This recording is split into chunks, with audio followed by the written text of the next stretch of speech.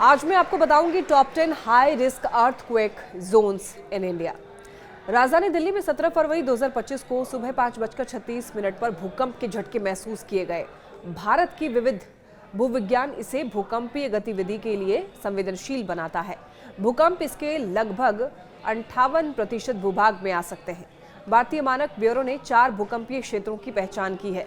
भारत में कुछ उच्च जोखिम वाला क्षेत्र है, लेकिन इससे पहले आइए आपको इस बात पर एक नज़र डालते हैं और आपको बताते हैं कि भूकंप के जोखिम के आधार पर भारत को 4 भूकंपीय क्षेत्रों में कैसे विभाजित किया गया है। देखिए, जोन 2 जो कि कम जोखिम वाला क्षेत्र है, जिसमें कर्नाटक, तेलंगाना के कुछ हिस्से और मध्य भारत जैसे स्थिर क्षेत्र शामिल हैं। जोन 3 जो कि मध्यम जोखिम वाला क्षेत्र माना जाता है। कोलकाता, चेन्नई और मुंबई जैसे शहरों में भूकंप उल्लेखनीय है और यहाँ पर बहुत विनाशकारी भूकंप नहीं आते हैं। जोन 4 उच्च जोखिम वाला, इसमें दिल्ली, हिमाचल प्रदेश और बिहार के कुछ हिस्से जैसे बड़े शहर शामिल हैं। कुछ जगहों पर तेज भूकंप आते हैं और संरचनात्मक क्षति हो सकती है। जोन 5 अत्यंत उच्च जोखिम वाला क्षेत्र, जैसे अंडमान और निकोबार द्वीप और गुजरात का खासतौर पर कच्छ वाला इलाका, पूर्वोत्तर और हिमालय क्षेत्र भूकंप के लिहाज से सबसे ज्यादा संवेदनशील क्षेत्रों में से हैं। ये क्षेत्र शक्तिशाली विनाशकारी भूकंपों के प्रति संवेदनशील है। अब आपको बताते हैं भूकंप के लिए शीर्ष 10 उच्च जोखिम वाले क्षेत्रों के बारे में। पहला है पूर्वोत्तर राज्य, जोन 5 के अंदर आता है। जोन 5 में असम का गुवाहाटी, नागालैंड, मेघालय, मणिपुर, मिजोरम, त्रिपुरा और अरुणाचल प्रदेश शामिल है। भारतीय और यूरेशियन प्लेटों के बीच टेक्टोनिक प्लेट टकराव के कारण ये क्षेत्र शक्तिशाली भूकंपों के लिए बेहद ही संवेदनशील है।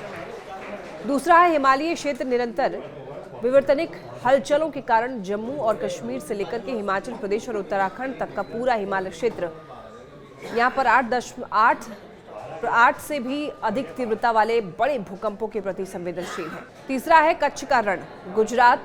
जोन 5 में स्थित ये क्षेत्र 2001 में आए भूकंपों से तबाह हो गया था। इस क्षेत्र की भूकंपीय संवेदनशीलता इसकी विशिष्ट भूवैज्ञानिक विशेषताओं का परिणाम है। चौथा है दिल्ली एनसीआर राजधानी शहर, उच्च जोखिम वाले क्षेत्र जोन 4 में स्थित है। सक्रिय भूकंपीय दोषों के निकट होने के कारण यहाँ पर सख्त भवन नियम और आपातकालीन योजना की आवश्यकता होती है। 5वें नंबर पर मुंबई, महाराष्ट्र। मुंबई जोन यहाँ पर जोन 3 में आता है और जिसका मतलब ये हुआ कि यह भूकंप जो है मध्यम जोखिम वाला क्षेत्र है। तटीय क्षेत्र में स्थित होने के कारण भूकंपीय घटनाओं के बाद संभावित सुनामी की भी चिंता बनी रहती है। छठा है चेन्नई, तमिलनाडु, जिसे पहले जोन 2 में रखा गया था और इसके बाद जोन 3 में से अपग्रेड कर दिया गया, जो कि काफ़ी भूकंपीय जोखिम को दर्शाता है। शहरीकरण और जनसंख्या घनत्व के कारण संभावित जोखिम बढ़ गए हैं। 7वां है कोयनानगर, महाराष्ट्र। 1967 का भूकंप इस जोन 4 क्षेत्र में होने वाली भूकंपीय घटनाओं में से एक है। भूकंपीयता का एक कारण कोयना बांध का जलाशय है। 8वां है बिहार, जोन 5 की स्थिति के कारण उत्तरी और मध्य बिहार के कुछ हिस्से भूकंप के लिए बेहद संवेदनशील है और इस क्षेत्र में पहले आए भूकंपों से काफ़ी नुकसान हुआ है। 9वां है सिक्किम, पूर्वोत्तर का ये राज्य पूरी तरह से जोन 4 में है, जिसका मतलब ये हुआ कि यहाँ पर भूकंप का खतरा बहुत ज़्यादा है। हिमालय पर्वतमाला में स्थित होने के कारण इसकी संवेदनशीलता और भी बढ़ जाती है। 10वां है अंडमान और निकोबार द्वीप समूह। अंडमान और निकोबार द्वीप समूह मजबूत भूकंपीय भ्रंश रेखाओं के निकट स्थित है, जिसके कारण वो नियमित भूकंपों के प्रति संवेदनशील है तथा जोन 5 में आते हैं।